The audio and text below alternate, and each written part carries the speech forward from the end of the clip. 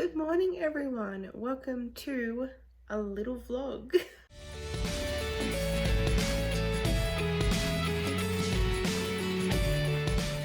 So it's currently 9 o'clock on Monday morning and I've had the last 2 days off and I've got today and tomorrow off. And I came up with an idea to go along with the Once Upon a Grimm readathon that I am co-hosting for. So I am co-hosting for the team Cinderella, and I thought it would be a cool idea to make a little vlog of me reading Cinderella stories. So I'm going to be reading the original Grimm's fairy tales Cinderella story, plus the Charles Perrault story of Cinderella. And I also have 2 ebooks that are like kind of Cinderella type tropey stories that I wanted to read, because I have read a lot of Cinderella stories and I was trying to track down some that might be interesting and sort of quick to get through, and I found 2 that were perfect. But before I get into what those books are, I wanted to do an unboxing, because I wanted to start this vlog off with an unboxing, or like an unwrapping, because it's technically not a box, it's a package. But anyway, I got some books. So I actually won like a little mini competition at work. We occasionally have these little competitions, you know, and my reward was a gift card to the bookshop. So I bought a couple of books. Okay, I'm so excited for these. The first one that I have is one that you've probably all heard of because it's pretty popular around BookTube and Bookstagram. The whole series is, and that is The City of Brass by S.A. Chakraborty. I have heard so many good things about this, and I really want to read this series because everyone that has read it has said how amazing it is, and it's one that I am really interested in reading, even though I know nothing about it. In the markets of 18th century Cairo, thieves, tricksters, con artists, and outcasts eke out a living, swindling rich nobles and foreign invaders alike. But alongside this new world, the old stories linger. Tales of jinn and spirits, of cities hidden among the swirling sands of the desert, full of enchantment, desire, and riches, where magic pours down every street, hanging in the air like dust. Many wish their lives could be filled with wonder, but not Nari. She knows the trades she uses to get by are just tricks and sleights of hand. There's nothing magical about her. She only wishes to one day leave Cairo, but as the saying goes, be careful what you wish for. Like I said, I've heard so many good things and I absolutely love the cover, and it's one that I have been wanting for a while, so I figured that I would pick it up. And the other one that I bought has actually been on my Amazon wishlist for ages, and I finally decided to actually get it. And that is Salt to the Sea by Ruta Sepetys. Winter 1945, an overcrowded ship is the final hope. So I think this is a World War II historical fiction, which I love me a good World War II historical fiction. But I've heard a lot of good things about this as well. It also won a medal, it looks, the Killet Carnegie medal in 2017. I have heard that a lot of people like this one, and a lot of people like the other book, Between Shades of Grey, which is the other one that I want to get. War-torn Germany, 4 young people, 4 dark secrets. They come from different lands, but each of them is hunted and haunted by tragedy, lies, and war. As thousands of refugees flock to the coast, desperate to escape the advancing Red Army, the paths of 4 young people converge. All are hoping to board the Wilhelm Gustloff, a ship that promises safety and freedom, yet not all promises can be kept. It was actually inspired by the worst disaster in maritime history, which is actually really intriguing. So yeah, I actually expected it to be longer, but yeah. These are the 2 books that I got with my little gift card. Very happy because I can't go buying books anytime soon, so this is gonna have to be the last book buying for now. I mean, granted it wasn't with my own money, it was with a gift card, but yes, because saving up for a house, gotta save that money. I'm actually going to have a shower, and I think I'm gonna film a book tag mukbang thing. So I had an idea for a book tag and what I could eat while doing the book tag, because you guys know a couple of videos I've done book tags. I have wanted to eat food while I do them, because I don't know, it's a lot of fun combining mukbangs, food, book tags, so you know, whatever. But I want to do the Gilmore Girls book tag, so I'm thinking I'm going to film that while I eat my breakfast of hopefully pancakes. So I'm actually going to go and have a shower and sort of get ready and look halfway decent, and have some pancakes. Hopefully. We'll see how I go, but that's what I'm thinking of doing. That's what I'm thinking of doing. And then yeah, I'll come back and update you and show you guys the books that I plan on reading and trying to get through, I guess. So see you then. Look at this. My pancakes are nearly ready to go, and we have Nutella as well to go with it. So we're going to have some pancakes with Nutella, and we're going to do a book tag. Hello again, everyone. So I have now filmed 2 videos. I filmed my mukbang book tag, which was awesome. The pancakes were delicious. And then I filmed my movies that I enjoyed better than the books, which is the second time I've tried to film that, because the first time I filmed it, it was really good, but it was super blurry, so I couldn't edit it. It was just bad. Like, you couldn't see me. So I just filmed it again. But I am here to tell you what I'm going to read for this vlog. So, like I said, I'm going to be reading Cinderella stories for the Once Upon a Grimm Readathon, because I am team Cinderella. Cinderella is my favorite fairy tale. That's why I picked it. So we have the Brothers Grimm version of Cinderella, which I'll be reading from this edition, which I'm very much looking forward to. And then we have the Cinderella story from Charles Perrault, which is in this collection here. Now, the difference between Brothers Grimm and the Charles Perrault one is that the Brothers Grimm one is a lot darker. It's the one where they cut off their toes and cut off their heel, the stepsisters, in order to fit the glass slipper. And then the Charles Perrault one is the one with the fairy godmother and the pumpkin coach. So I'm going to read both of those. And then I have 2 Cinderella stories that I want to read as well, because like I said before, I've read a lot of Cinderella stuff, and it was really hard to try and track down some that I hadn't already read. But I'm going to be reading The Real Cinderella, and then I'm going to be reading Right Text, Wrong Number. So I don't know which one I'm going to read first out of those 2, but I think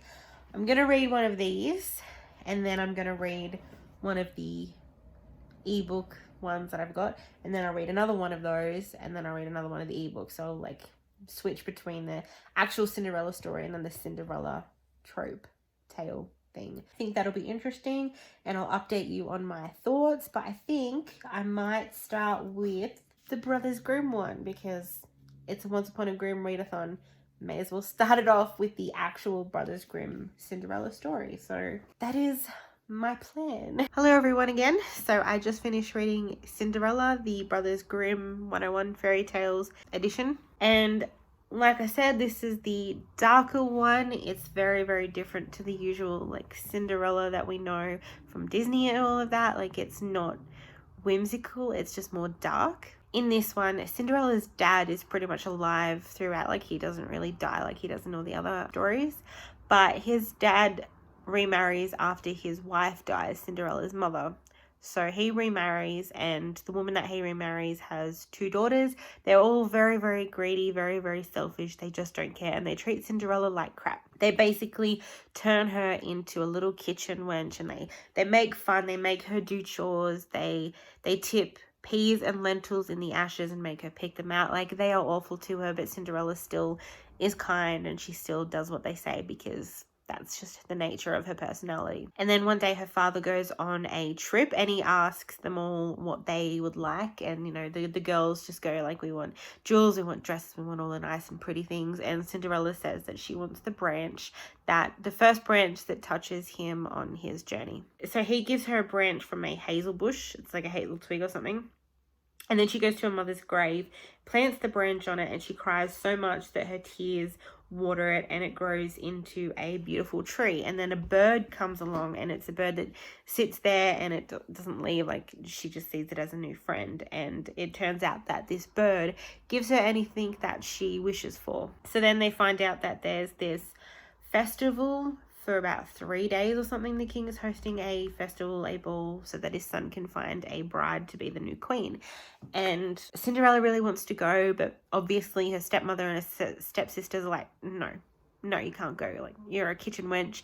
You wouldn't even look nice. Like, you know, you're staying home.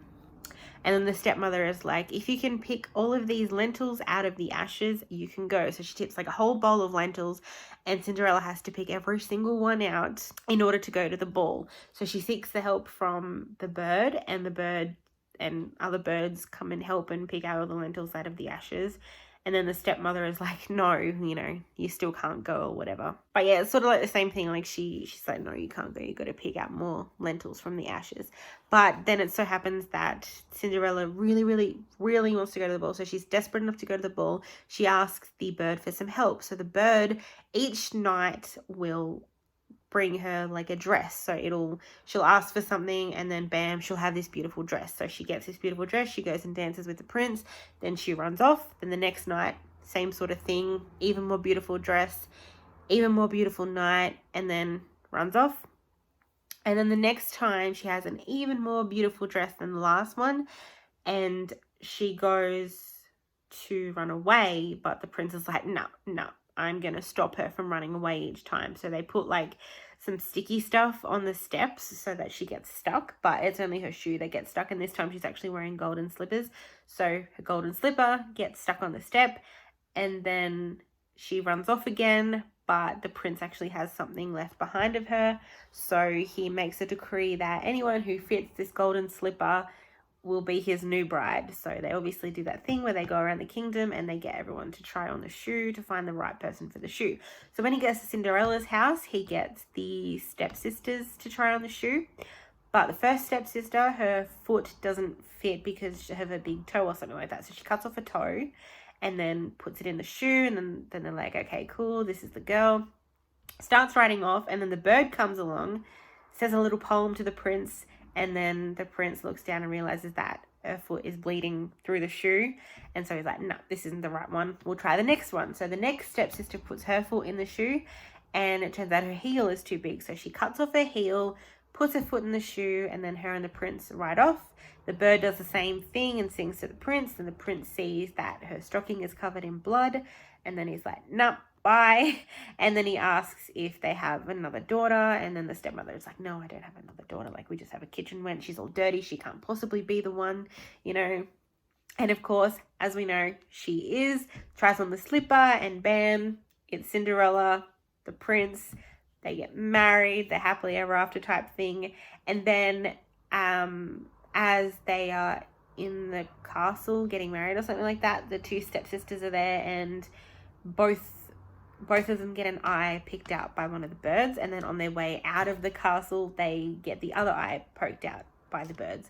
So in turn, the stepsisters end up with one with a missing toe, one with a missing heel, and neither of them have eyes, so they end up being blind. So that's how that story goes, which is probably something that everybody knows by now. It's a pretty common story, but it's very, very dark, and it's definitely not the typical Disney Cinderella story that we know from Disney, but it's definitely a dark story.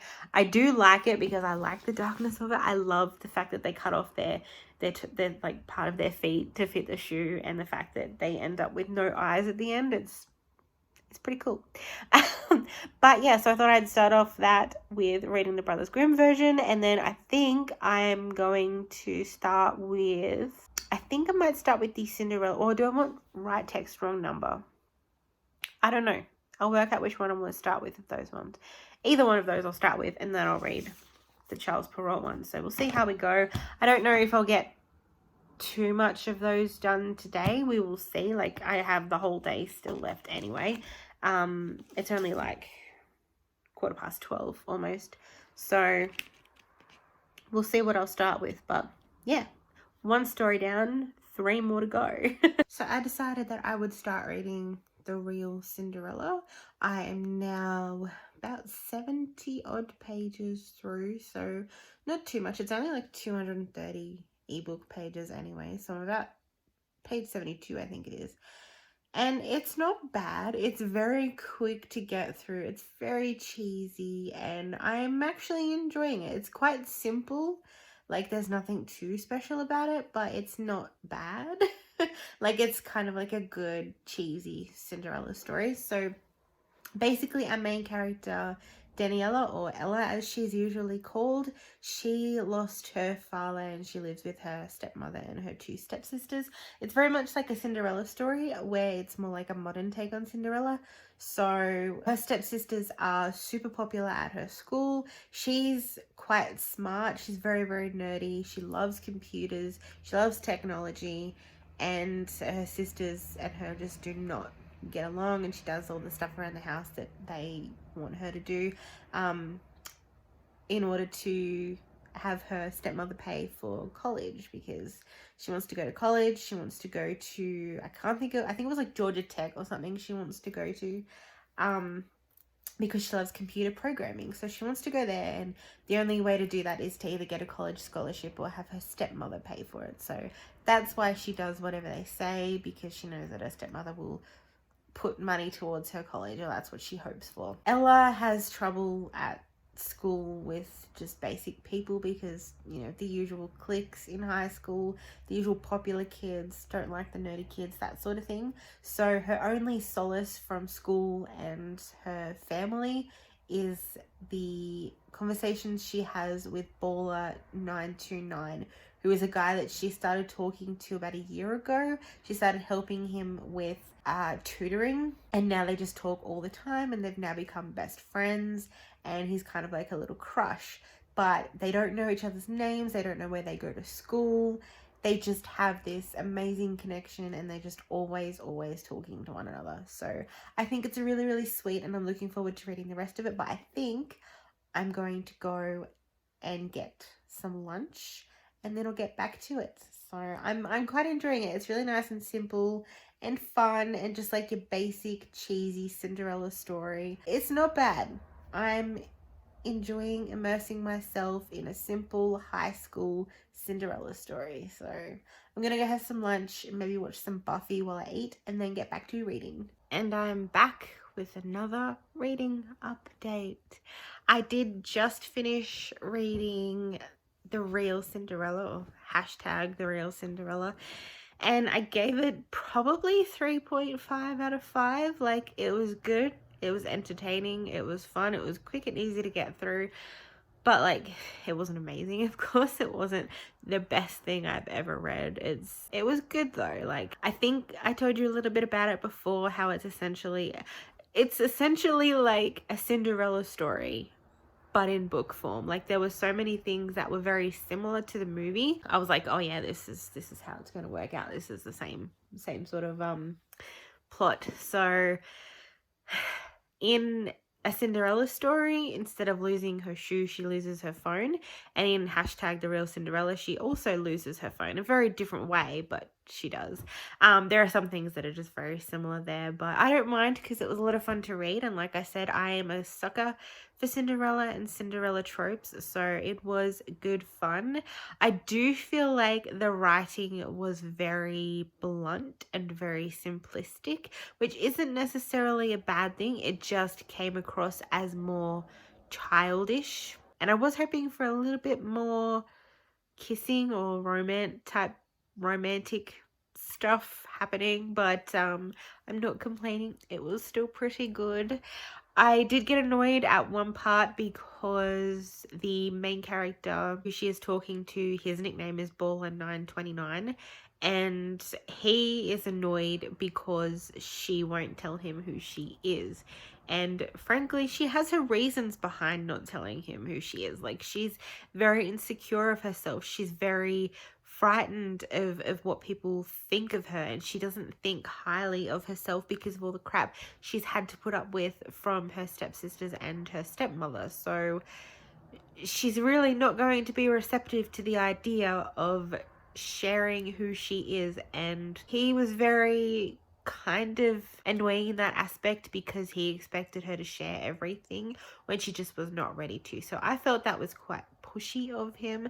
It all worked out fine in the end, but yeah, at that point I was like, no dude, give her some time. Like, this isn't about you, it's about her and when she's ready and how she feels about herself. Like, You've got nothing to do with that, buddy. She's just worried about what people will think of her and what people already think of her and what she thinks of herself. So she's very scared, and he just should have given her a break, but he didn't. I also feel like her as the main character, Ella, she came across as also very childish herself. Like, they're all meant to be about 16, but she came across as though she was like 12. Like, that's how I read her. She just didn't feel like a teenager, but that just could be me. Like, maybe that's what 16-year-olds are meant to really be like, you know. But it was entertaining, and I enjoyed it, and I read it within a couple of hours, so that's pretty good.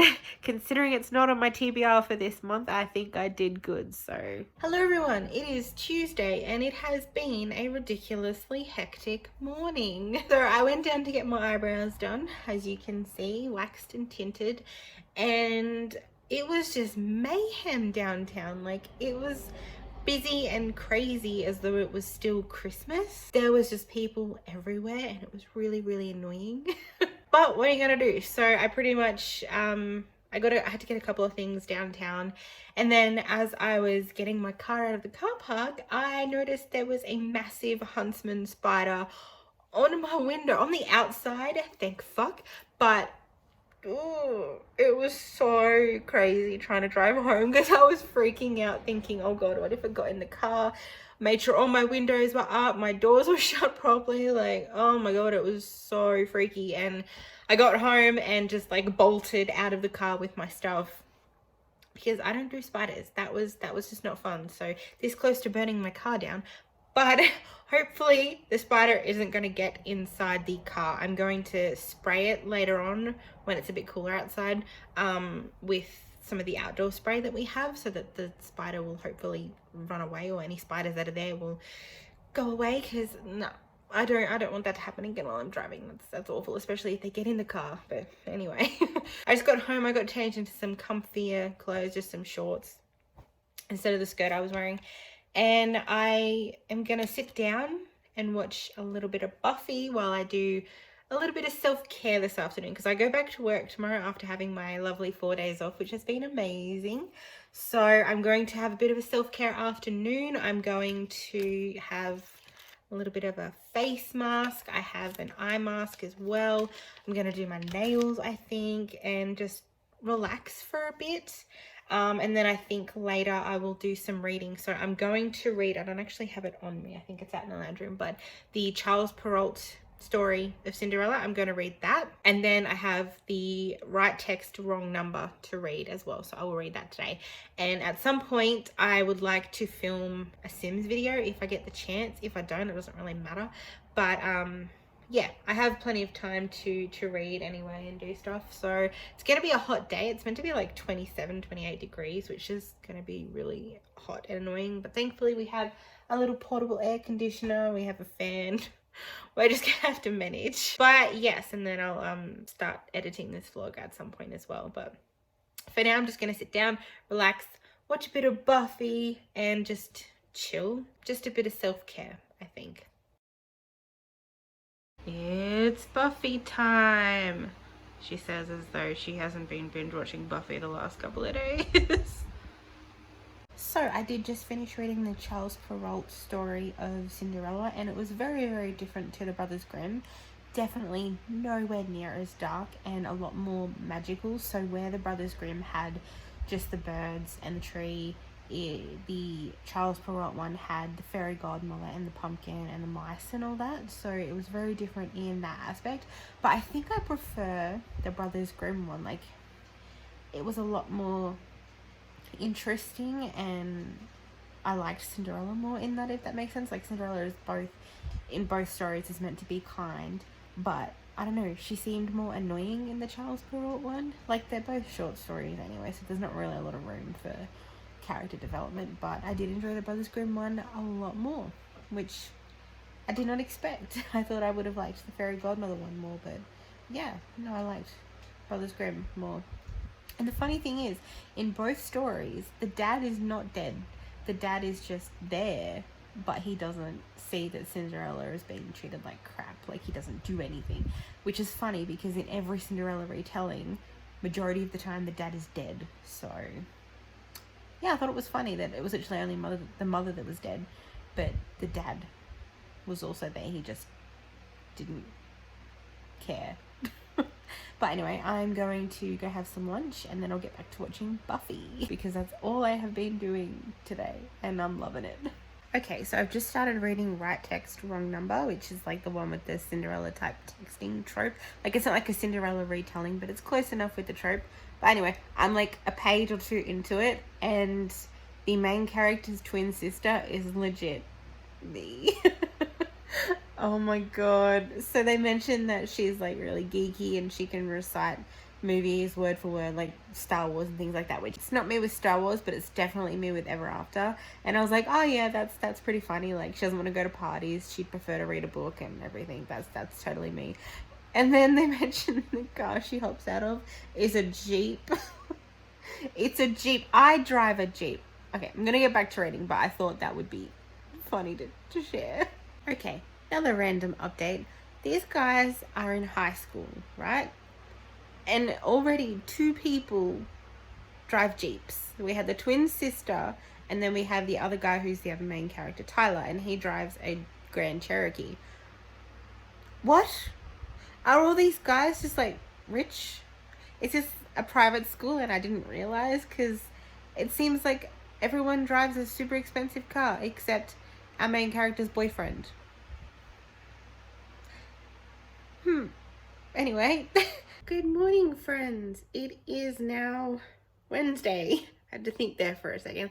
It is now Wednesday, and unfortunately, I go back to work today. Like I said, I had the previous 4 days off work, which was fantastic. I really needed it because it just has been ridiculous at work lately, and I just needed that little bit of a break. So I have enjoyed my little time off, but yeah, now I go back to work today and it is stock take, so it's going to be probably a hectic start to my 4-day working week this week because I'm only going to be on for 4 days, but it's fine.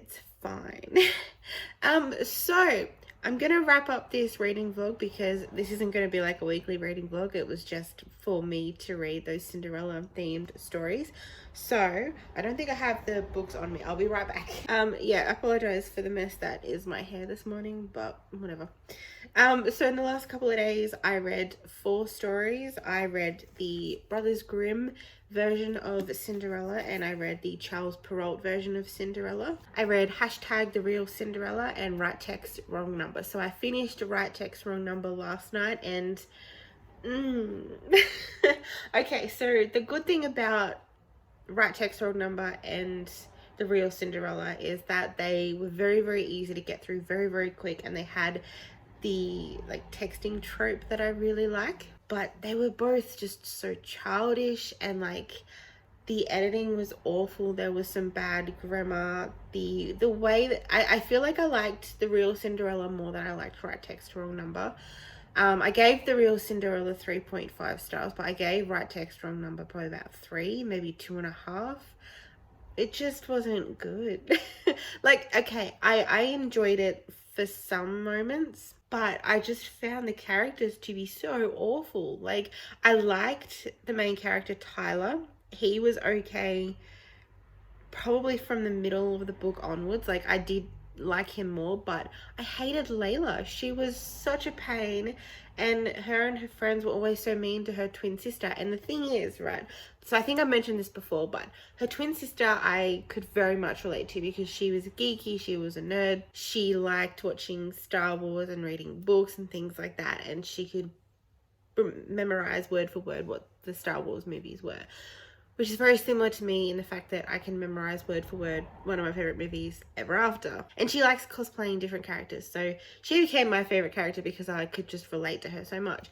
But everyone was always picking on her and like making a point of the fact that she was a geek and that she was nerdy. It's like, yes, and like it was just, I don't know, it was just weird because I don't know. It was just weird. I didn't like that they did that. But yeah, that's why I didn't like Layla, because she was looking down on her sister for certain things like that and saying her sister should be sociable. And it's like, who cares if she doesn't go out and party like you guys? Like, she has her own fun. She does what she wants to do, but that was one of the reasons why I didn't like it.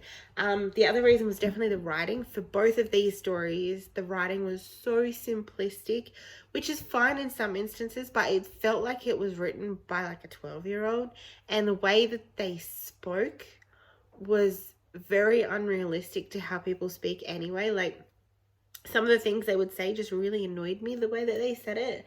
Like, they would always say something positive but then put them down in the same sentence. So in Right Text, Wrong Number, basically we have Layla and Tyler, and Layla's boyfriend, she catches him out sending pictures to somebody else, and so she sends a message to this woman saying, this is my boyfriend, you've ruined our relationship, blah, blah, like having this full-on go at her.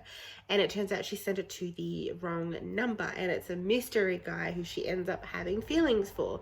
And of course the mystery guy is Tyler. Neither of them know who the other is, and they're just gradually getting feelings for one another, and she hates Tyler in real life, and Tyler thinks she's like this uppity princess, which she really is. She's such a bitch, I swear. They end up falling for one another, but they hate each other in real life. And yeah, that's how the story goes.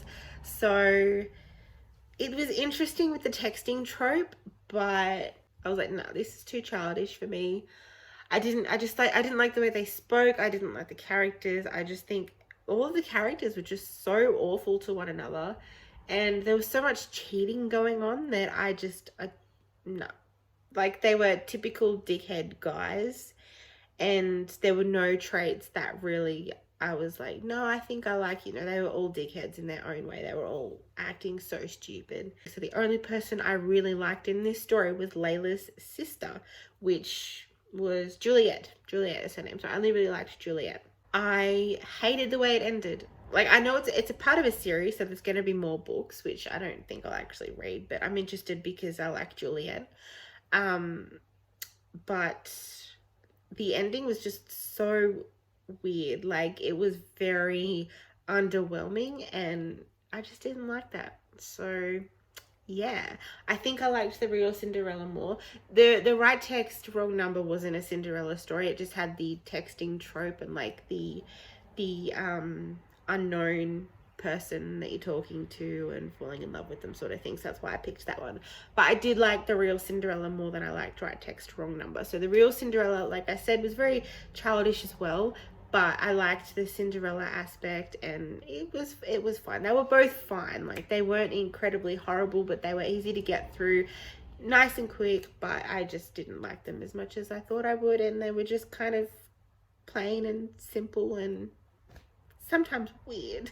And out of these two, I enjoyed the Brothers Grimm version more than I enjoyed the Charles Perrault version. So it has been a while since I read the Brothers Grimm and Charles Perrault, but it was good to actually sit down and read them. But I did enjoy the Brothers Grimm because it had more of the darker aspect, and the Charles Perrault one was just missing something. So that's how I can describe that. But I liked them both. I just liked the Brothers Grimm one more.